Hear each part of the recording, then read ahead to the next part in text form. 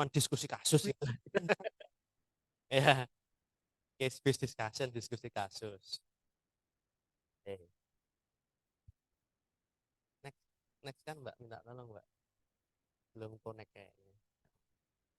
Nah, ini pengertiannya, ini adalah suatu alat untuk menilai kemampuan penalaran klinis. Ada kasus penalaran klinis, sama aja Pak. Nanti program OSOT ada edukasinya, ada ininya, penalaran klinisnya. Kenapa kok Anda mempunyai program ini? Kenapa itu? Kenapa edukasinya begini? Kan kelihatan ya nalarnya anak ini ya. Penalaran klinisnya jalan apa tidak gitu. Kalau di klinis otomatis pola pikirnya akan kelihatan. Kenapa Anda menilai abortus ini adalah abortus iminen? Kenapa enggak insipient? Kenapa enggak incomplete? Kenapa enggak misalnya miss abortion? Kenapa enggak BO? Kenapa enggak oh ya kehamilan mola? Nah itu kan ada reasoningnya kan di situ. Nah, itu untuk menilai itu sebetulnya. Ya. Sehingga dapat memahami dasar alasan dibalik sebuah keputusan pada praktek klinis ya. Dan ini berdasarkan kasus.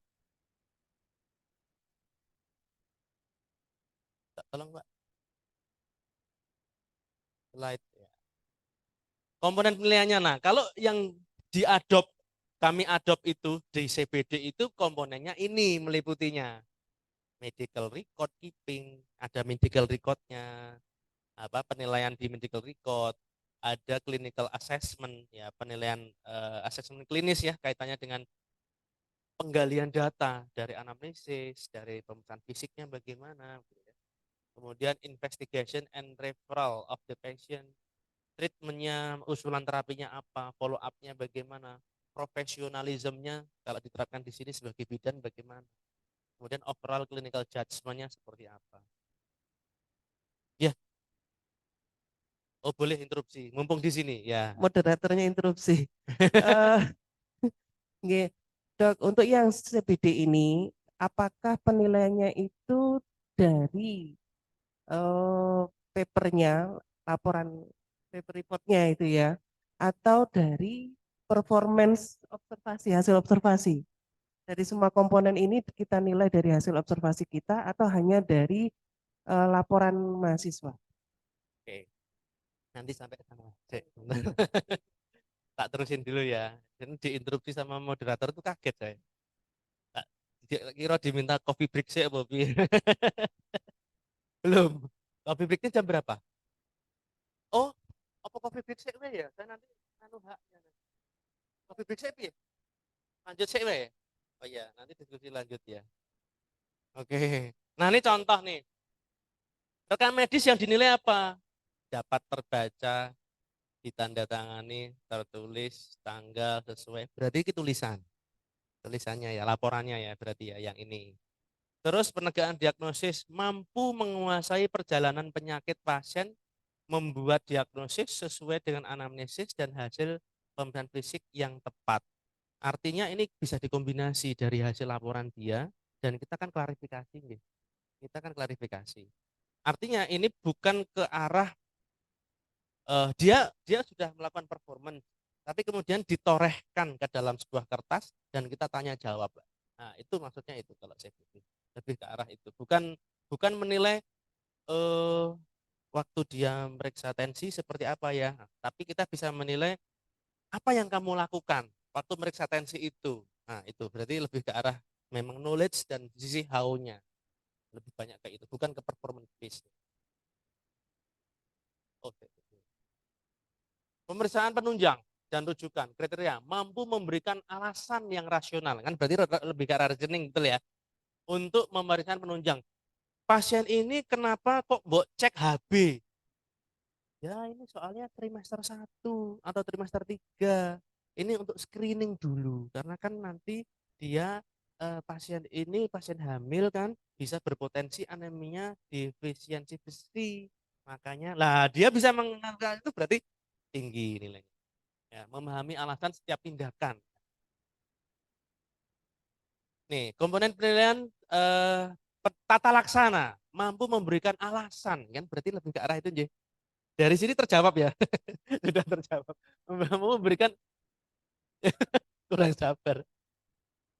Mampu memberikan alasan yang rasional untuk setiap tata laksana dan keuntungan yang risikonya. Nah, kenapa kok kamu lakukan injeksi yang kedua? Nah, soalnya belum lahir, Bu, plasentanya 15 menit pertama. Memang itu seperti itu. Iya, disarankan diinjeksi lagi yang kedua. Kita observasi lagi. Setelah itu, kita observasi lagi 15 kemudian. Setelah itu, misalnya nggak lahir gimana? Ya, setelah itu kalau saya bekerja di PPK 1, saya rujuk, saya lindungi dia dengan ini. Wow, iso mahasiswa ngono, wah jos tenan. Langsung lulus. Air kipas-kipas. Langsung A plus plus plus plus plus plus. Langsung ngono, wah enak banget itu. Nah, itu contohnya. Follow up, ya mampu memberikan alasan yang rasional untuk rencana pengelolaan. Dan pasienmu tadi perdarahan ini apa namanya nggak lahir plasentanya, apa yang kamu lakukan? Saya rujuk. Cara rujuknya gimana? Apa saja yang perlu kamu siapkan dalam rujukan itu? Nah, itu juga termasuk itu pengupasan reasoning. Profesionalism mampu menjelaskan bahwa pelayanan pasien seperti terekam dalam rekam medis menunjukkan penghormatan, kasih sayang, empati, membangun kepercayaan, menjaga keamanan dan kerahasiaan pasien, pendekatan etis, kesadaran akan kesatuan hukum dan pemahaman. Kemampuan klinis secara keseluruhan mampu menunjukkan seluruh kemampuan klinis di atas dengan benar. Ini lebih ke arah general performance-nya. Nah, pelaksanaannya penilaian bisa memilih 1 sampai 2 kasus yang dikelola peserta didik dan pelaksanaan plus minus 20 sampai 30 menit ya, termasuk 5 menit feedback ya. Dan dinilai beberapa kali ya. Nah, beberapa kali inilah untuk meningkatkan reliabilitas. Jadi nggak cuma cukup dinilai oleh 1 orang saja. Nanti jadinya tidak objektif, tidak subjektif ya. Tapi 1 orang harus dinilai di beberapa kali kesempatan oleh dosen yang berbeda. Pelaksanaannya bisa seperti ini ya. Kalau CBD itu presentasi kasus, otomatis kan memang tidak melihat presentasi, gitu. Lanjut, tapi istilahnya saja yang beda nih, CBD. Kemudian diskusi tanya jawab dan jangan lupa ada feedback. Dah itu. Kenapa feedback di highlight ya karena yang kadang sering kelupaan di feedback. Nah, feedback itu tadi kembali lagi ke kemarin. Feedback itu tidak cuma pedesnya doang. Nah, feedback yang positif itu penting buat siapa? Ya buat dia untuk lebih percaya diri. Ternyata nek dilem bu dosenku iki paces itu. Jadi rasanya gitu. Apalagi ngelemnya sambil kontak mata dan menyebut nama adik-adik. Itu rasanya. Yang kemarin ada teringat ada video atas nama almarhum Dr. Bambang Jarwoto. Itu dulu bos saya waktu kami dulu di mengelola skills lab di FKKMK itu saya belajar dari beliau untuk selalu menyebut nama. Jadi memang rasanya touchingnya itu berbeda. Pagi, assalamualaikum Ide, gimana Ide, kabarmu hari ini? D, misalnya no, tugas itu, D, biye, ini. Jadi kayak beliau senior sekali, tapi memanggil saya begitu tuh rasanya tuh kayak, iya deket banget. Gitu. Iya, gitu. Ide. Suatu saat eh, beliau memang luar biasa, memang senior panutan ya. Role model yang bagus lah ini. Suatu saat saya jadi residen. Saya jadi beliau ini SPPD, konsultan ginjal hipertensi. Saya mau konsul pasien saya. Saya telepon unit HD. Beliau pas di HD. Tapi saya teleponnya kan tidak tujuan telepon beliau.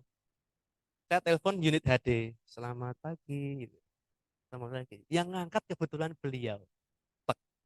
Selamat pagi dengan Bambang Jarwoto. Ada yang bisa saya bantu? Beliau tuh bisa begitu loh.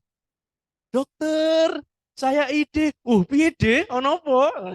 Gitu loh jawabannya. Itu rasanya itu Pak Cus. Ya Allah, beliau masih ikut saya, masih ini itu. Nah, itu kalau ibu-ibu selalu memanggil nama adik-adik itu mahasiswa itu rasanya itu terspleng di situ. Ada kedekatan tersendiri.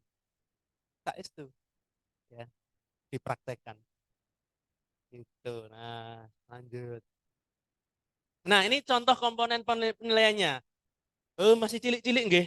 Ini kan nanti saya bagikan ya. Ini nanti saya bagikan. Nanti mungkin bisa lebih dicermati di sana. Cuwilik ini bahasa Malang ini. Aku sendiri aja di sini cuwilik banget ya. Jadi yang pertama medical record keeping. Jadi ini kan ada penilaian medical record tulisan yang kayak tadi ya, tulisan bisa dibaca, lengkap, identitas. Kita kan tetap ngajarin itu. Termasuk membubuhkan tanda tangan dan harus nama terang, profesinya apa, jamnya jam berapa nulisnya. Gitu. Nah, termasuk itu kan. Nah, itu apakah sesuai standar apa tidak? Ini jebule ya cilik juga ya. Ini ya cilik ya, Mbak. Misalnya ini adalah below expectation, ini mid expectation, ini adalah above expectation. Jadi ada seperti itu. Nah, sebenarnya apakah wajib menggunakan nih? Enggak, sopo yang mewajibkan. Tapi ini contoh, sebagai contoh saja. Misalnya clinical assessment-nya bagaimana? Ini contoh-contoh yang lain. Nah, yang penting yang harus digarisbawahi adalah di sini. Non sewu, ini kuantitatif. Di sini ada untuk kualitatif. Oke. Nek Bu Ika di sana nggak kelihatan. Di sini Bu, ini ada kolom kualitatif. Oh, panjenengan Zoom. Oh, nggih. Lah ini. Nah, form ini tadi saya singgung bahwa ini contoh, tapi bisa diadop, bisa diadap. Tapi yang kriteria pentingnya adalah di situ ada komponen kuanti, ada kuali. Nah, sekarang kan gitu, assessment for learning. Ada kualinya. Kualinya itu, nah ini yang termasuk baru juga begini, agreed action. Jadi ada dikomunikasikan dan ada persetujuan. Kalau zaman, tapi gini ya, kadang tuh, loh, apa ilok dok? Apa nilai itu dikomunikasikan zaman dulu itu saya dapat nilai yo, kudu terima-terima aja dapat segitu. Tapi kadang itu kita punya rasa, loh, aku kan merasa sudah bagus ini, kok nilaiku orang lulus ya. Nah, kadang ada yang merasa begitu. Sehingga akhirnya memang saya setuju dengan konsep ini bahwa penilaian itu harus dikomunikasikan dan disetujui. Kira-kira yang kurang mana, yang ini mana. Jadi tidak ada dusta di antara kita gitu. Itu tadi yang ada tadi grup berapa ya yang menyebutkan bahwa di mau ya transparan grup satu gitu. Nilai itu boleh diakses oleh mahasiswa sekalipun. Lawung itu dia hak dia dan kita menilai itu kan berdasarkan performa dia dan kita punya alasan sehingga bisa dipertanggungjawabkan. Nah itu dia. Mana tadi ada ya di akuntabel grup satu juga tadi ya. Karena grup satu awal jadi dirombong kabeh gitu. Akuntabel bisa dipertanggungjawabkan nilai itu. Kalau ABCD itu gampang toh nih mempertanggungjawabkan. Oh iya, tak cek nang. Oh iya saya salah koreksi. Saya pernah zamannya S1 aku merasa bisa kok nilai-nilaiku keluar kok D yo. Saya tanya ke dosen saya, dokter mohon maaf, saya itu merasa bisa kok nilai saya gak dapet D. Jebule dosen saya salah ngitung. Ada bagian A, ada bagian B begitu. Ini nilainya katakanlah 44, yang bagian B 40 kudune 84, dinilainya 64. Jadi ini untuk D saya. Oh iya, mohon maaf saya salah hitung. Harusnya Mas dapat B. Alhamdulillah. Itu hak saya kan. Itu hak Mas. Tapi kalau performance base ini sing angel. Mempertanggungjawabnya gimana? Idealnya di video masing-masing performance itu. Idealnya. Jadi ada tanggung jawabnya. Tapi kami pun belum mampu melaksanakan itu. Wah, mungkin CCTV jadi ini. Cuman kadang CCTV kan volume suara itu masih ada kelemahan gitu. Justru malah zamannya pandemi kami melaksanakan OSCE itu lewat Zoom. Itu malah bisa dipertanggungjawabkan lewat Zoom. Nggih, direkam kan soalnya. Direkam, wah aku lulus apa enggak? Oh, ini feedback yang diberikan dosen itu memang sesuai apa enggak? Nek enggak percaya, tak puter ke meneh iki lho video. Tapi kalau performance secara langsung, wah itu memang yang agak sulit PR itu. Artinya, iya mempertanggungjawabkannya. Ya mungkin CCTV. Di lapangan misalnya, kita menilai, bisa nggak kita mempertanggungjawabkan ya? Akhirnya kembali ke kredibilitas kita kan yang di ini kan. Kredibilitas penilainya memang dinilai oleh orang yang memang mampu menilai. Itu kan syaratnya. Otomatis untuk mampu menilai bagaimana? Ya capable dalam menilai kan gitu otomatis. Ya, itu kan berarti jadi syarat ini. Ya, syarat kriteria penilaian yang baik ya. Bukan dinilai oleh orang yang memang tidak capable, nggak mampu kok menilai. Tidak itu. Ada syarat-syarat gitu. Nah, oh ini ternyata ada terjemahannya. Ya, nih ya. Intinya kayak gini ya, penilaian rekam medis, penegakan diagnosis, usulan penunjang, tata laksana, follow up, profesionalism, dan ini bisa adopt bisa diadap, bisa tambah. Nah, ini dia ya, contoh lembar balik. Ada yang sudah baik, ada yang harus diperbaiki, rencana tidak lanjut gitu. Harus di cross check lagi ya, rencana tidak lanjut. Sampun. Mungkin itu mau pertanyaan dulu apa mau istirahat dulu atau gimana derek Iya, saya? mungkin saya kasih saya aturkan kepada teman-teman, kita mau break dulu atau dilanjutkan tanya jawab, teman-teman? Oh, break dulu. Mungkin belum sarapan kayaknya, Pak. Baik, kita break dulu 15 menit sampai dengan 10.30 ya, teman-teman. Monggo silakan dari belakang.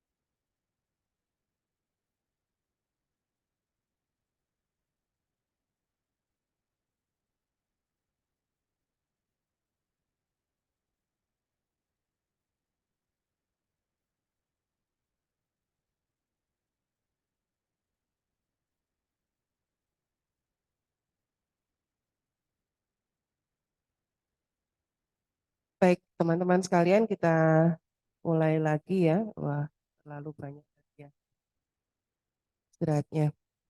Silakan kalau ada pertanyaan dari sesi awal kita tadi.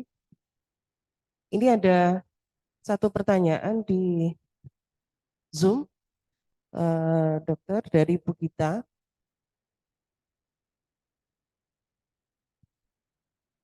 Ya, jadi mohon izin bertanya dokter, apakah bisa dijelaskan kembali untuk perbedaan penilaian case-based discussion dan case presentation di prodi 3 pidana, penilaian studi kasus lebih ke penilaian presentasi kasus. Terima kasih. Nah, ini mungkin mirip dengan yang saya komentari tadi, Prof. Ya. Ya, mungkin cuman beda istilah saja Bu kita. Tapi kan presentasi kasus, ya case based discussion, diskusi kasus, beda istilah, tapi nilai artinya poin-poin penilaiannya kan sama ya, penalaran klinisnya dan sebagainya. Bukan bukan ke arah performance-nya yang dinilai, tapi lebih ke arah penalaran klinis.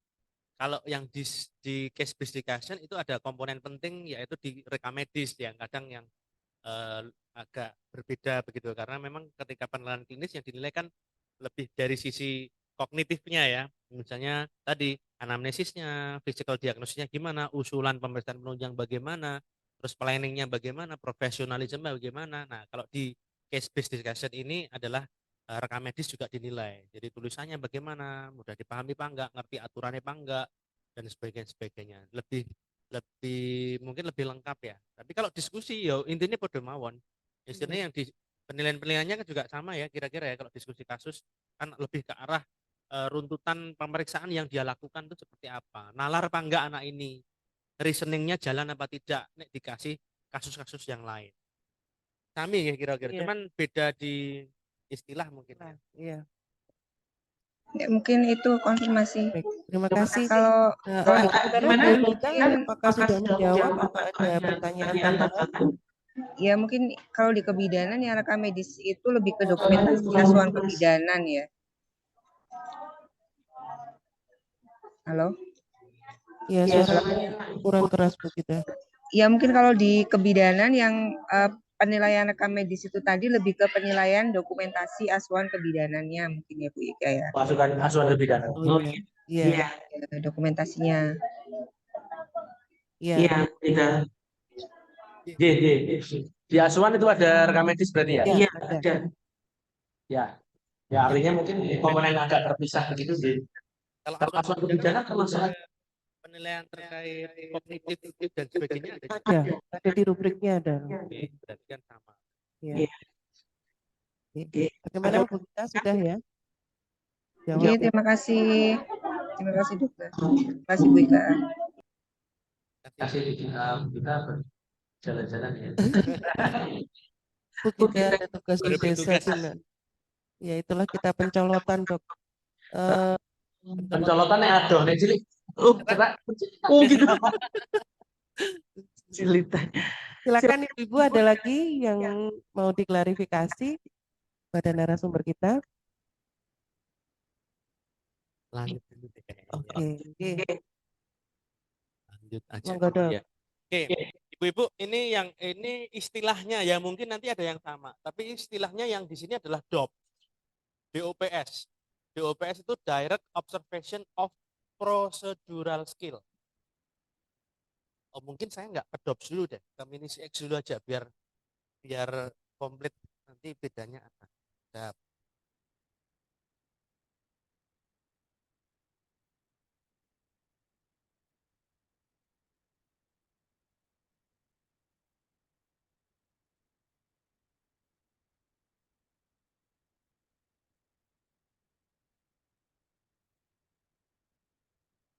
Ya ini mini clinical evaluation examination.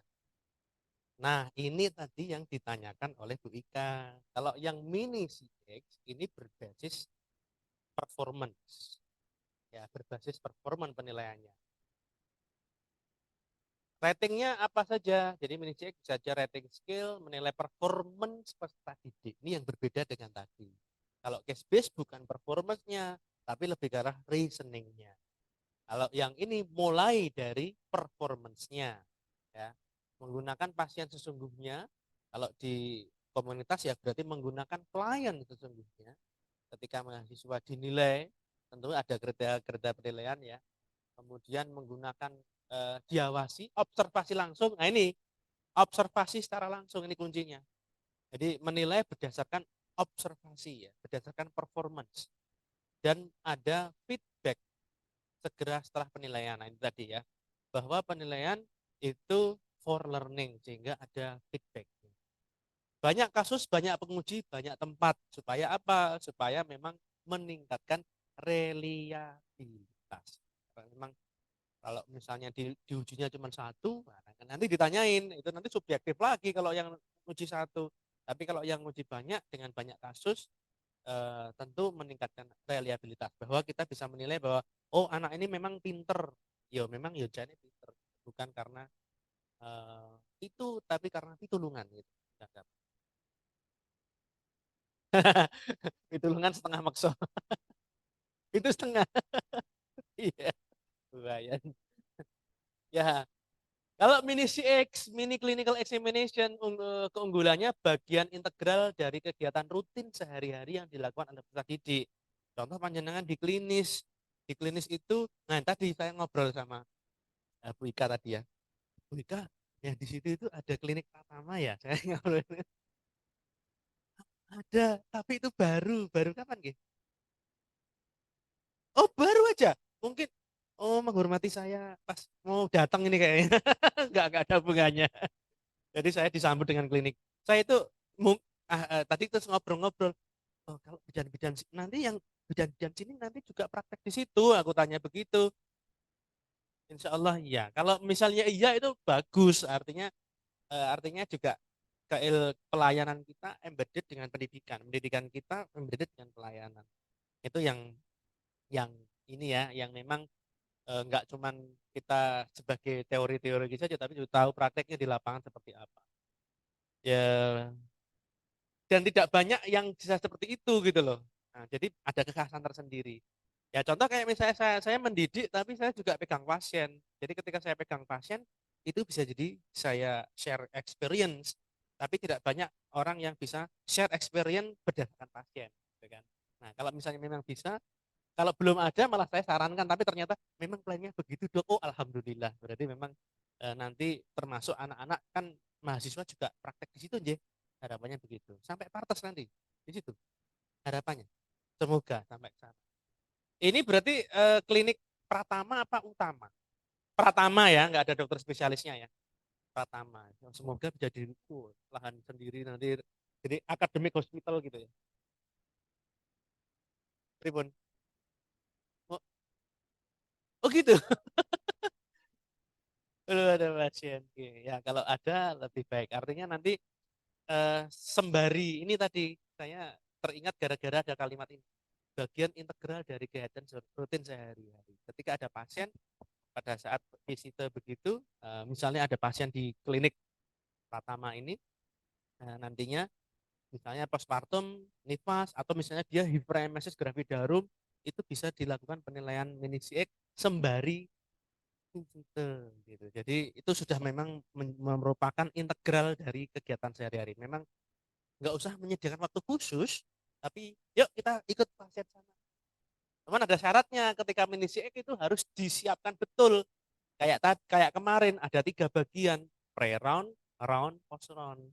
Ketika ujian pun kan anak-anak bisa saja salah, bisa saja gagal, bisa saja membahayakan pasien. Hiperemesis gravidarum, perlu cairan, saya pasang infus. Oh, ternyata nyoblos sekali gagal, nyoblos 2 kali hematom. Ya sudah, kita ambil alih. Kita kita yang pasang. Kan jadinya seperti itu. Artinya tetap ada kesepakatan-kesepakatan ya. Nah, tapi kalau yang namanya mini CX itu adalah menyeluruh. Menyeluruh dari mana? Mulai dari A sampai Z. Itu yang diujiankan.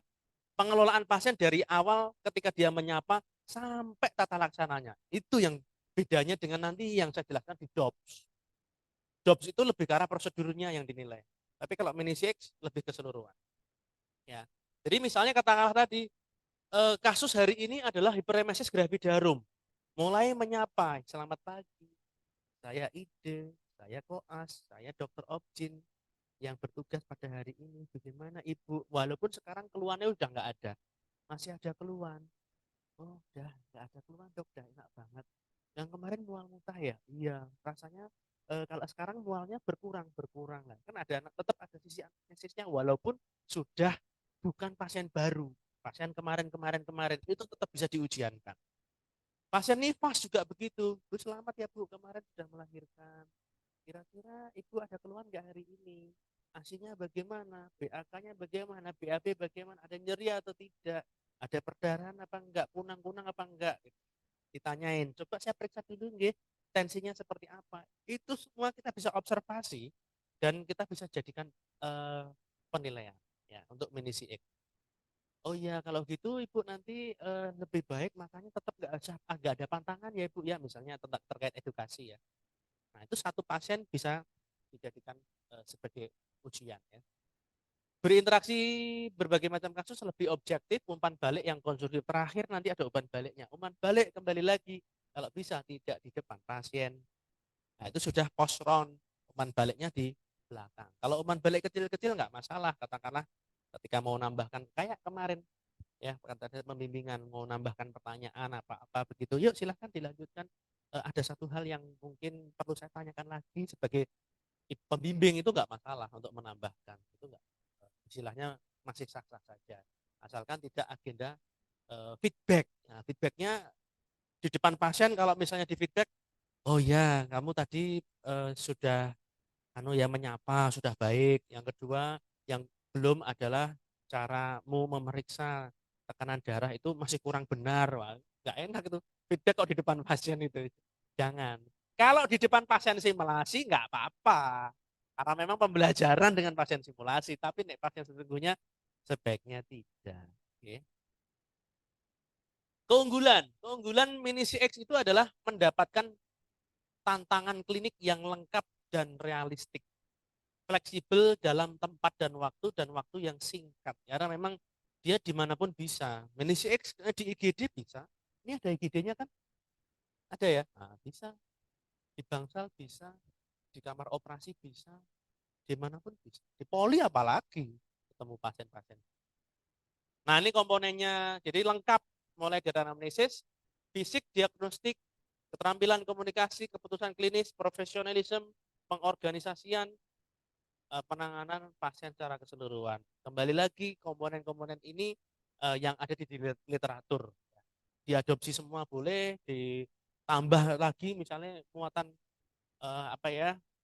muatan penting yang ada di Poltekkes Malang ini apa begitu ya, itu juga nggak masalah karena memang menjadi pokok misalnya pokok penilaian atau unggulan yang ada di Polkesma juga nggak masalah untuk membedakan dengan yang sudah ada. Jadi tidak sekedar ad hoc. Tempat penilaian bisa di mana-mana. Itu di komunitas juga ada.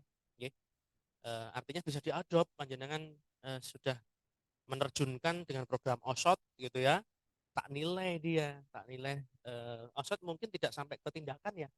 Lebih ke arah banyak ke edukasi, mulai dari asesmen dari problem dari pasien, kemudian lebih ke arah akhirnya nanti edukasi.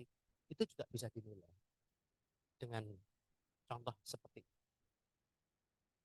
Nah, proses penilaiannya, kalau penilai ini menilai kesiapan mahasiswa dan target, memilih pasien, ya, meminta izin pada pasien. Meminta izin itu dalam artian bukan meminta ini ya, Bapak atau Ibu nanti ada mahasiswa saya mau ujian dengan Bapak Ibu ya, oh jangan gitu, minta izinnya dengan ujian, aku tinggal ujian, Wan.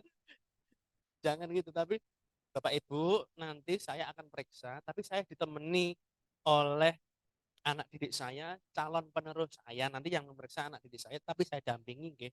Wes gitu aja. Jangan bilang kalau ada agenda pendidikan, apalagi ujian. Itu horor buat pasien. Mengobservasi, ya tugasnya penilai, melengkapi lembar penilaian, memberikan feedback, dan mendiskusikan rencana perbaikan.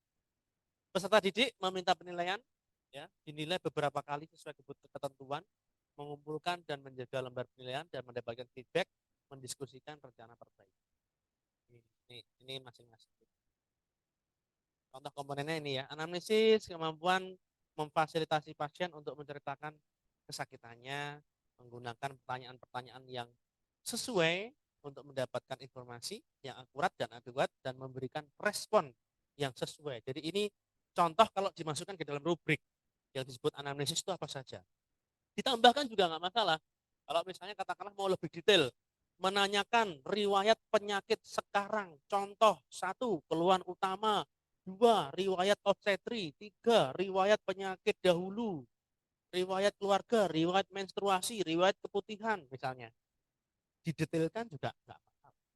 Ya. Selain yang ini kan sebagai contoh saja. Pemeriksaan fisik menggunakan urutan yang logis dan efisien. Pemeriksaan yang dilakukan sesuai dengan masalah klinis. Nah ini apa ya? Terkadang itu penilaian seperti ini kan masih umum ya. Dalam artian gini. Yang poin nomor 2. Pemeriksaan yang dilakukan sesuai dengan masalah klinis pasien dan memberikan penjelasan ke pasien. Itu kan masih umum. Kita bisa detailkan. Pemeriksaannya apa misalnya? Pemeriksaan vital sign. Vital sign itu terdiri dari apa? Tekanan darah, nadi, dan sebagainya. Tekanan darah itu apa saja? Nah, itu kan bisa didetailkan. Oke. Cuman memang agak, kalau kami di UGM itu membedakan checklist antara anak-anak tahun pertama dengan checklist anak-anak tahun kedua, ketiga, dan keempat. Kami bedakan. Kalau yang lebih generik seperti itu untuk yang levelnya sudah advance, anak-anak keempat. Karena kita tidak perlu lagi detail apa namanya kayak tadi fatal sign 1, mansetnya harus berapa senti, sudah kayak gitu. Dianggap sudah mampu karena sudah berkali-kali dinilai dengan itu, maka checklistnya di belakang itu lebih generik. Sehingga checklist di belakang cukup menggunakan istilah melakukan pemeriksaan fisik umum dan khusus dengan benar. Itu udah meliputi vital sign, meliputi pemeriksaan khususnya apa, misalnya obstetri ya Leopold itu dengan benar.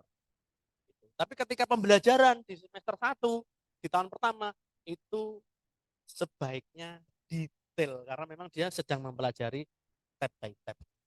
Sehingga checklist itu bisa berbeda sesuai kebutuhan. Ya, sesuai kebutuhan dan target dari ujiannya itu sendiri. Nah, terakhir tanggap terhadap kenyamanan pasien, ini sebagai contoh.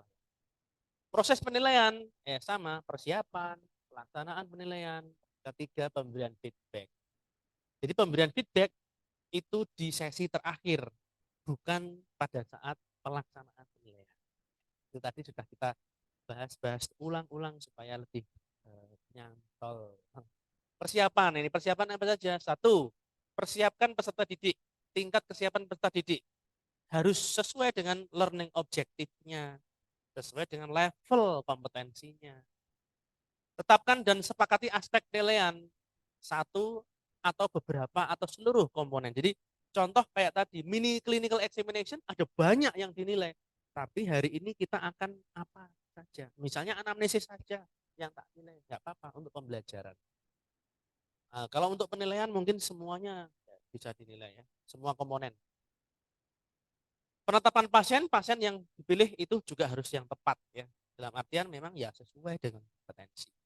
Apakah pasien contoh nih saya berikan kasus, diagnosis pasiennya adalah partial HEP syndrome, preeklamsia berat, post seksio cesarea misalnya gitu ya. Apakah itu kan diagnosis yang sudah advance? Cocoknya diujikan untuk ini ya, cocoknya diujikan untuk residen misalnya. Apakah bisa digunakan ujian untuk mahasiswa kebidanan? Hah? Bisa, tapi aspek apanya gitu? Bisa, karena pasien itu mahal. Mahal itu mendatangkan satu pasien itu ngile sambuh saiki. Apalagi sekarang dibuka keran baru, pendirian FK. Banyak kan akuit buah itu akan menjadi itu tadi saya kemarin diskusi sama siapa ya Bu Rita atau siapa ya Bu Naima ya itu akhirnya akan menjadikan apa partusnya tidak nolong sendiri tapi partus pandang.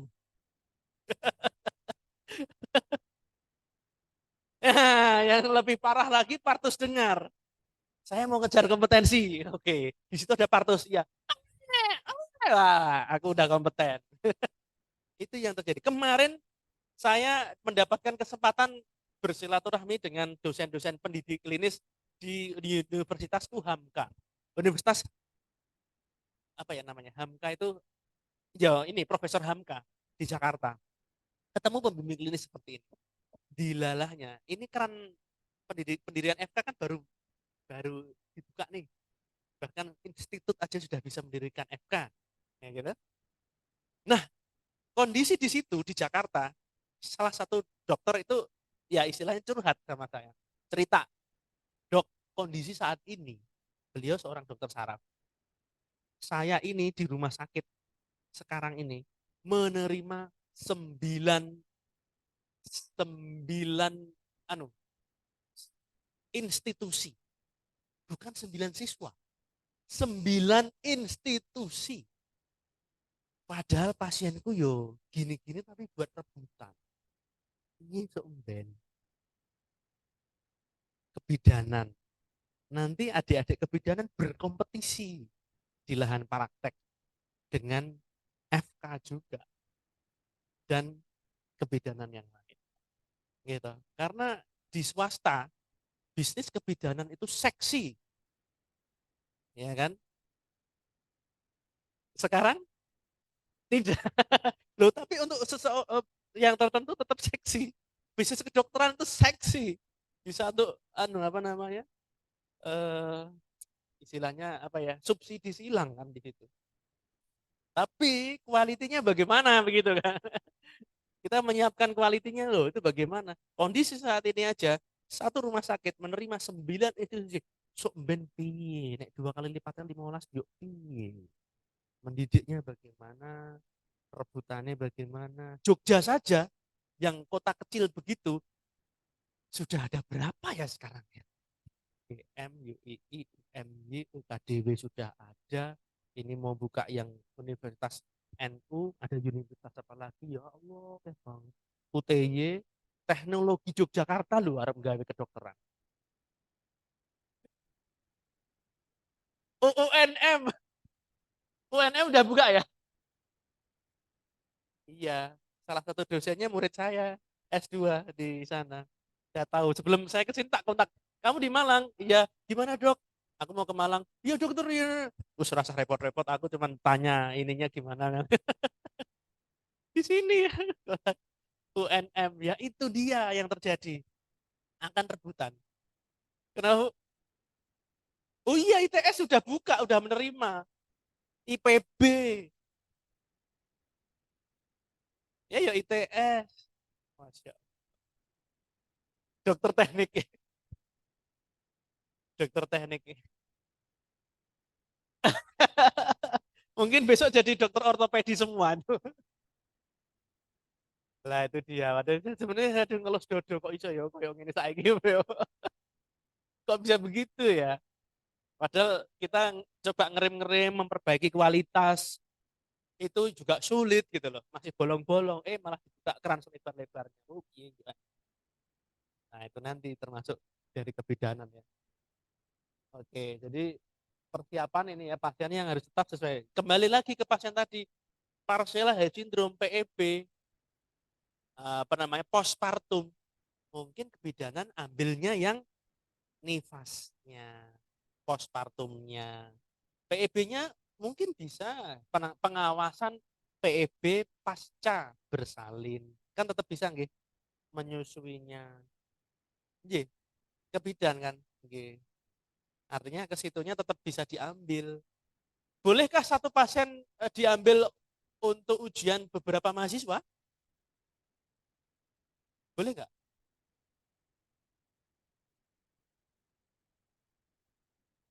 Ya, iya. Maksudnya begini. Ujian itu individual, ya, individual. Tapi nek pasiennya terbatas, boleh nggak satu pasien untuk diujikan lebih dari satu? Komprehensif itu gimana? Dalam? Pakai nggak apa-apa Bu, biar yang lain juga dengar.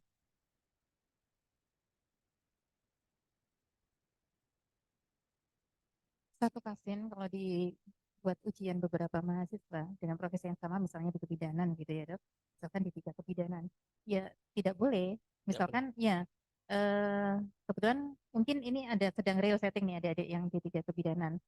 Mereka ada yang real setting ANC, ada yang real setting PNC gitu kan. Nah, misalkan satu stase di PNC saja ya cukup hanya satu mahasiswa, tidak boleh beberapa kali ya dok. Kecuali kalau komprehensif juga tidak memungkinkan. Kecuali itu kalau COC pun hanya satu juga diikuti dari hamil sampai dengan dia KB ya dok. Begitu. Ya, jadi memang tergantung tujuannya. Kalau komprehensif kayaknya memang nggak mungkin. Komprehensif kok dibagi-bagi, lah iso.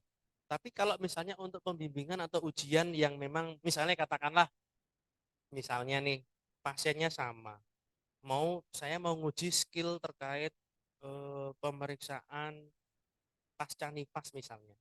Hari pertama ini untuk ujian anak A, hari kedua dia belum pulang pasiennya untuk anak B, boleh nggak? Boleh dong. Boleh, boleh. Jadi pasien itu kan mahal. Tapi kalau untuk komprehensif, jadi tergantung tujuannya. Kalau mau komprehensif satu orang satu.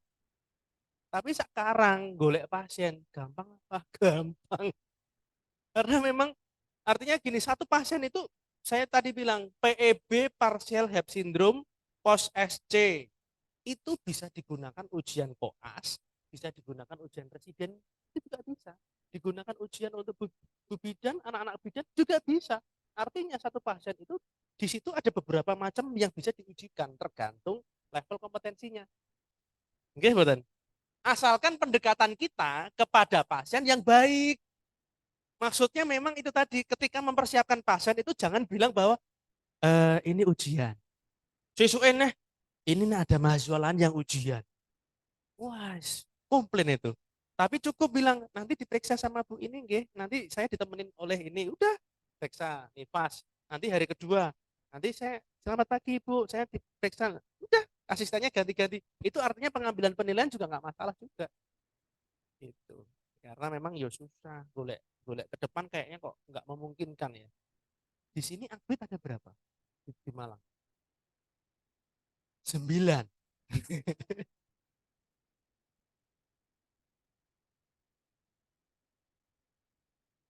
Luar biasa ya. Satu angkatan ada berapa? Tadi berapa, Bu?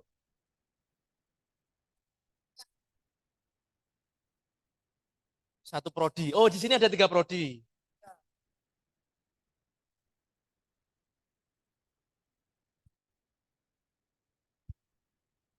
Sebelumnya.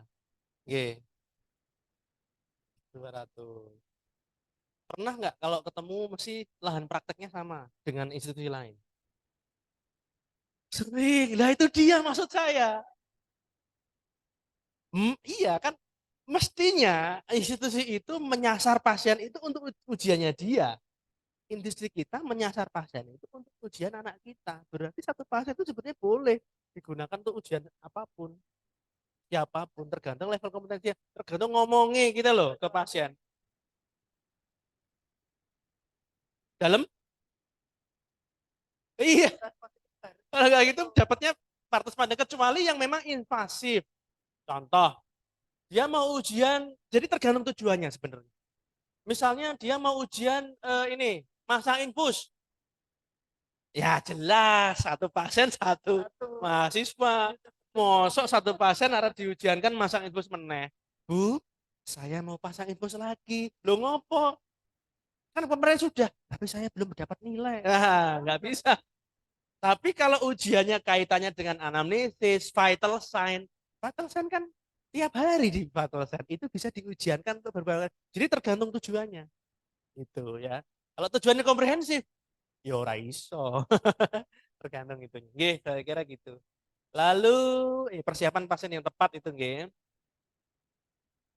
Sing penting pasien itu orang merasa jeleh, iya carane. Dulu zamannya saya koas itu kok saya dapat ilmu begini. Nanti bisa mungkin adik-adik mahasiswa juga bisa ditularkan ya. Karena pasien itu janjinya jeleh masuk ke rumah sakit pendidikan. Di depan ditanya junior residen, junior madya, senior. Ditanya perawat mahasiswa, junior madya, senior. Ditanya petugas, urung menek kebidanan. Itu wis jelek banget itu. Beneran. Nanti itu di IGD, di Bangsal, ditanya meneh. Bosan banget itu kita harus memperhatikan sisi itu. Nah, yang satu tips yang waktu itu ada dosen kami mengajarkan adalah kalau mendekati pasien nek iso ya bukan mendekati apa ya dalam artian ya memang seperti visitor aja begitu. Dalam artian begini. Saya dulu mempraktekannya ya, ketemu pasien, saya tahu pasien ini sudah jelek ditakon-takoni. Pendekatannya adalah bisa kita datang begitu ya.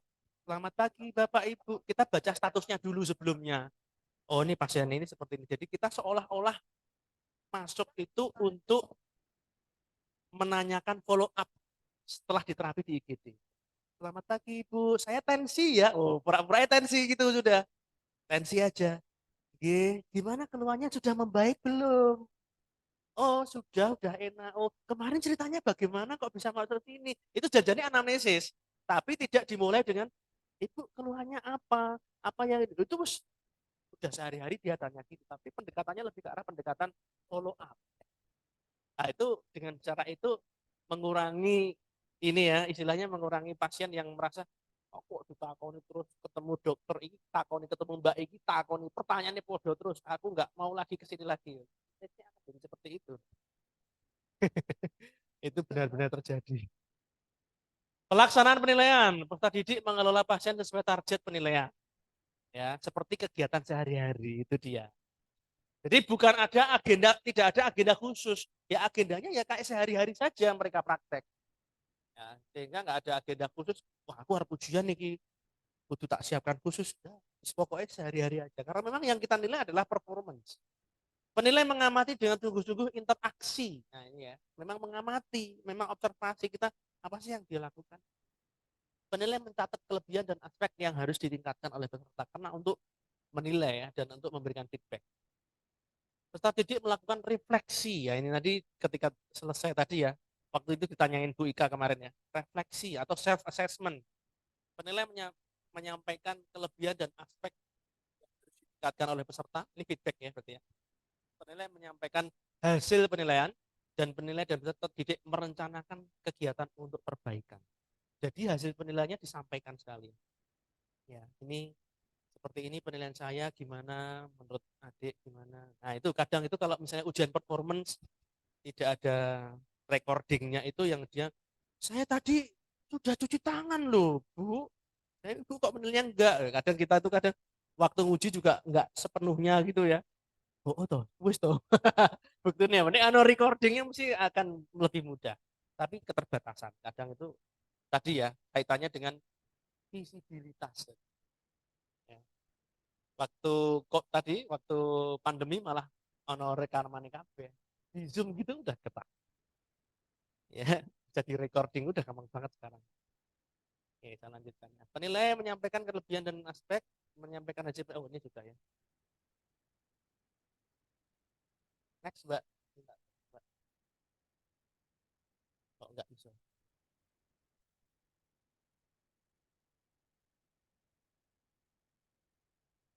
Harusnya dereng gitu. Adanya mungkin anu, dan waktu Indonesia Bali ini. Iya. Apa memang 11.15?